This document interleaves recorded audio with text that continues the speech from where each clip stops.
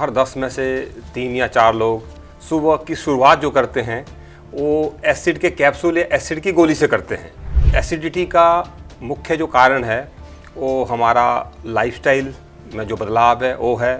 बहुत ज़्यादा मिर्च मसाला तली चीज़ें खाना है, बार बार खाना खाना है, पिछला खाना भी हजम नहीं हुआ अगला खाना हम खा लेते हैं, और स्ट्रेस, टेंशन, चिंता, तनाव ये कारण है। या बहुत सारी जब हम दवाइयाँ खा रहे होते हैं जैसे बीपी की, शुगर की, थायराइड की, पेन किलर, तो वो भी एसिडिटी पैदा करते हैं। और एसिडिटी आगे बहुत सारी बीमारियों को पैदा करती है। एसिडिटी के बाद आयुर्वेद में लिखा है रोगा सर्वे भी मंदे अग्नौ, सभी रोगों की जड़ जो अग्नि में गड़बड़ होना है। लंबे टाइम तक जो लोग एंटासिड ले रहे हैं, जो एसिड का कैप्सूल ले रहे हैं, उनमें देखा गया है कि गाल ब्लैडर स्टोन उन लोगों में बन रहा है।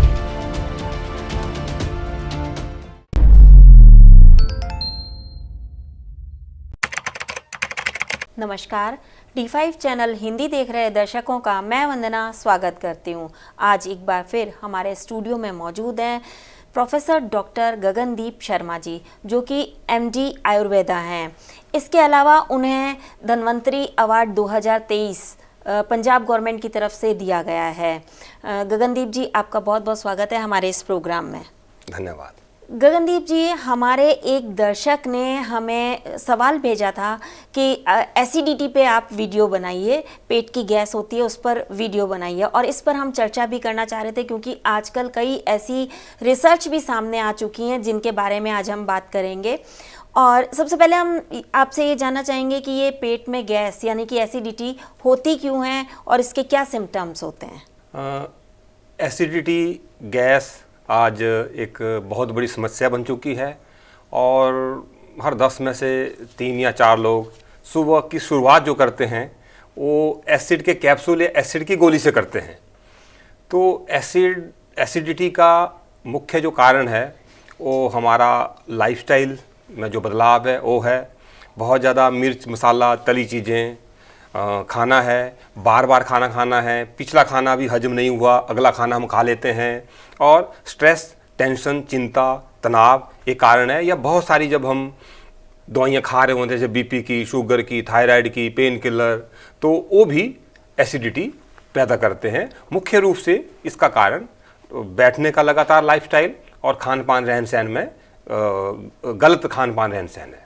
डॉक्टर गगनदीप, आजकल जब भी किसी डॉक्टर के पास जाते हैं तो सीधा सीधा आपको कैप्सूल पकड़ा देते हैं कि सुबह आपने खाली पेट खाने ताकि आपको दिन भर एसिडिटी की प्रॉब्लम हो ही ना।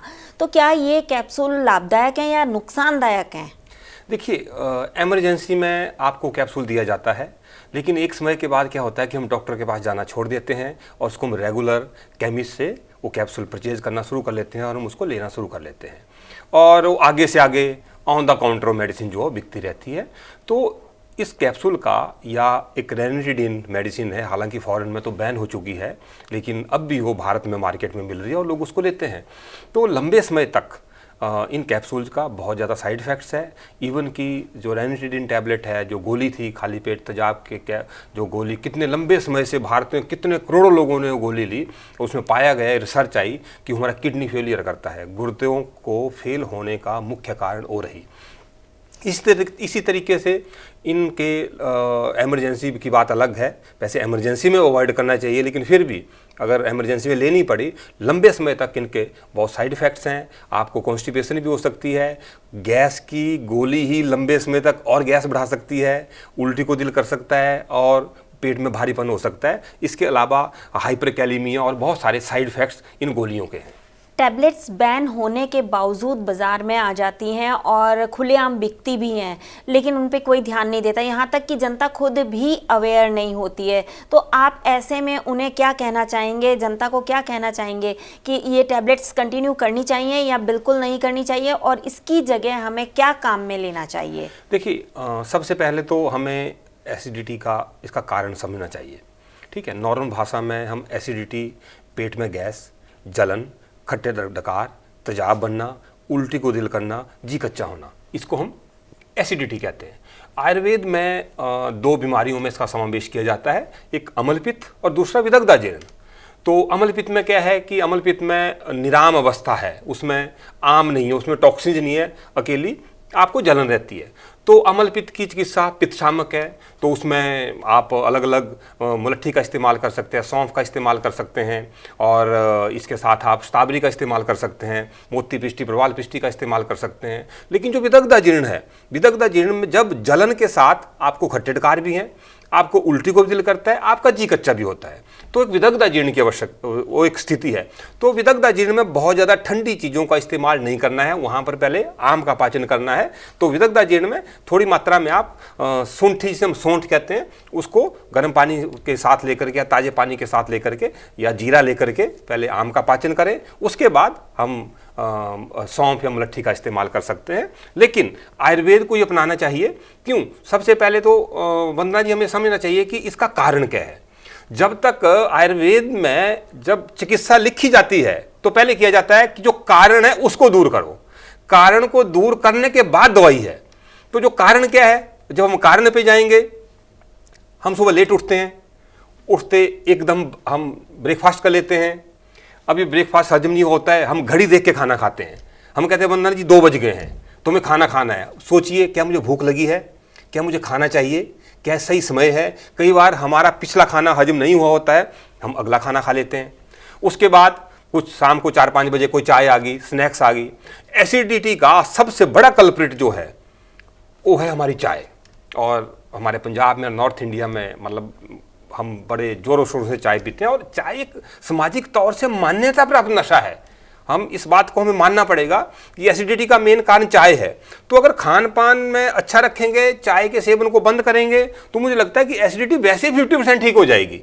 उसके बाद आयुर्वेदिक दवाइयों का हम इस्तेमाल कर सकते हैं। क्या घर पे रहकर भी एसिडिटी ठीक की जा सकती है?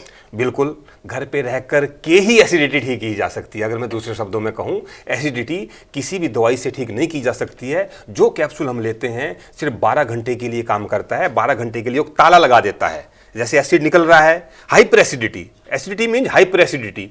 एसिड जरूरी है खाने को हजम करने के लिए थोड़ी मात्रा में, लेकिन जो वो ज्यादा मात्रा में निकलेगा तो हाइपर एसिडिटी, जो एसिडिटी हम शब्द कहते हैं, वो हाइपर एसिडिटी का ही पर्यायवाची है। उसको ऐसा मानना चाहिए कि जरूरत से ज्यादा तेजाब, जरूरत से ज्यादा तेजाब जब बनता है, तो ये एक अम्ल पित्त इसे आयुर्वेद में कहा जाता है कि पित्त शामक। तो जो पित्तज आहार विहार है, जब हम ज्यादा लेते हैं, ज्यादा खट्टी चीजें, तली चीजें, मिर्च, मसाला, अचार, चाय, इन चीजों का जब सेवन करते हैं, तो घर में रह करके पहले इन चीजों का जो कारण है उसको बंद करिए, सेवन को बंद करिए। अब दूसरा नियम, भरपेट खाना नहीं खाना है। आयुर्वेद में आचार्य चरक ने त्रिविध कुक्षेध्याय कहा गया है कि आपके पेट का जो तीसरा हिस्सा है ना, वो खाली रहना चाहिए। और आचार्य बागभट्ट ने बागभट्ट संहिता में अष्टांग हृदय में कहा है कि पेट का चौथा हिस्सा खाली रहना चाहिए। उदाहरण के तौर पे आप ऐसा मान लीजिए, मोटा मोटा आयुर्वेद का हम सारांश निकालें कि जितनी आपको भूख है उसका तीसरा हिस्सा आपने पेट को खाली छोड़ना है, ताकि आपका डाइजेशन हो सके। जैसे हम कपड़ों को धोते हैं तो हम वॉशिंग मशीन में कपड़े पूरे नहीं भरते कभी भी। जब हम कुकर में दाल डालते हैं, चावल डालते हैं, तो कुछ कुछ हिस्सा हम एयर के लिए छोड़ देते हैं। वैसे ही हमारे पेट, जितनी आपको भूख है, सपोज आपको 3 रोटियों की भूख है, पहला नियम, आप रोटी 2 खाइए। दूसरा, चाय का सेवन बंद करिए। तीसरा, रोटी के घंटा पहले घंटा बाद कुछ ना खाइए, जब भूख लगे तभी खाना खाएं। और आपका नाश्ता थोड़ा भारी होना चाहिए, लंच हल्का और डिनर बिल्कुल लाइट। और रात का खाना सूर्य छिपने से पहले ले लीजिए। देर से खाना खाना भी एसिडिटी का मुख्य कारण है। डॉक्टर गगनदीप, अगर अचानक से किसी को एसिडिटी हो जाए तो उस वक्त क्या करें? बिल्कुल, अचानक से एसिडिटी का आयुर्वेद में जो वर्णन किया गया है कि उसमें इमीडिएट वमन, कि आप थोड़ा सा पानी पी लीजिए, हल्का सा नमक डाल के, और उसमें उंगली डाल के वॉमिट्स कर लीजिए। ये रोज नहीं करना है, इमरजेंसी में है।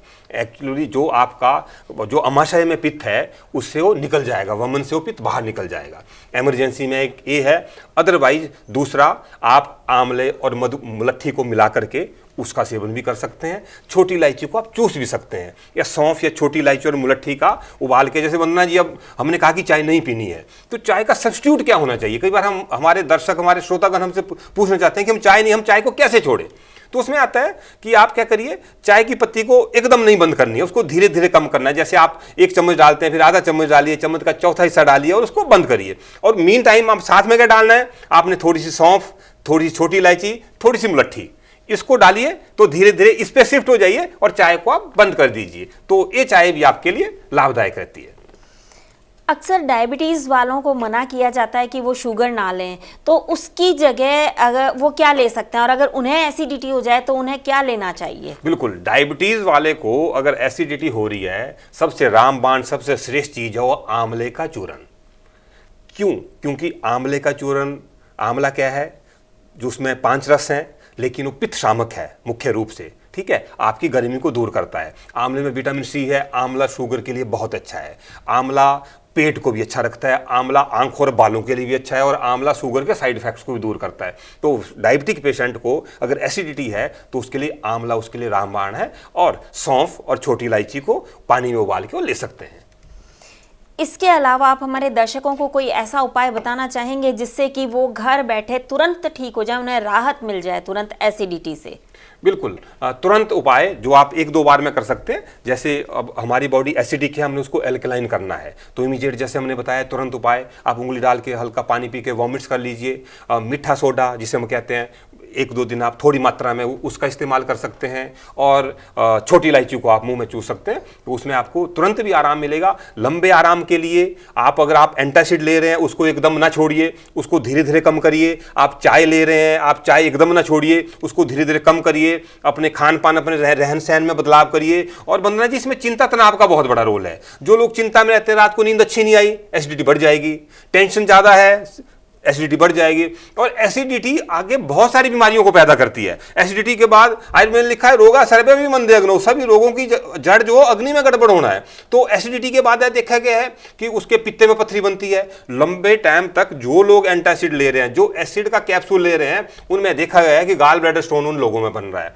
लंबे समय तक एसिडिटी अगर रहती है, यूरिक एसिड बन जाता है। लंबे समय तक जब एसिडिटी रहती है, स्किन डिसऑर्डर्स हो जाते हैं। लंबे समय तक जब एसिडिटी रहती है, तो जब जी कच्चा उल्टी को दिल करता है, तो सिर दर्द, माइग्रेन डेवलप हो जाता है। लंबे समय तक जब एसिडिटी रहती है तो हाइपरटेंशन हो जाती है। लंबे समय तक जब एसिडिटी रहती है, गले में अल्सर हो जाते हैं, क्योंकि जब सड़न पैदा होगी, वो तेजाब ऊपर आएगा, तो गला हर टाइम, बहुत सारे रोगी ऐसे लगते हैं जिनको खांसी होती है और वो बार बार एंटीबायोटिक लगता है। उनको लगता है कि खांसी गले के इन्फेक्शन की वजह से है, लेकिन उस खांसी का जो कारण है वो एसिड रहता है, तेजाब रहता है। जब वो सड़न पैदा होती है, वो सड़न ऊपर को चढ़ती है और वो गले को पकड़ लेती है।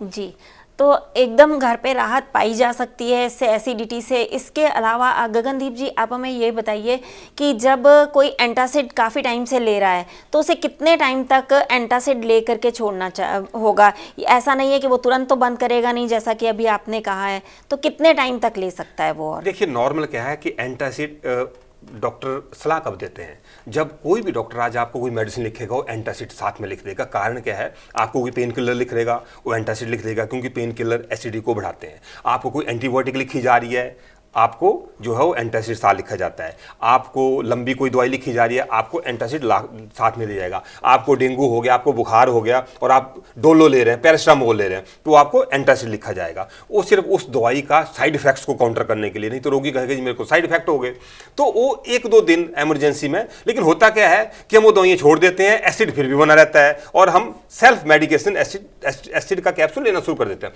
तो करना क्या है कि 2 या 3, वैसे तो एंटासिड आपने लेना ही नहीं है, लेकिन आपने परहेज रखना है। लेकिन अगर आपको इमरजेंसी में, आप 1-2 दिन लीजिए, उसके बाद अगर या लंबे समय से आप अभी हमारा ये वीडियो देख रहे हैं और लंबे समय से एंटासिड ले रहे हैं, तो आप क्या करेंगे?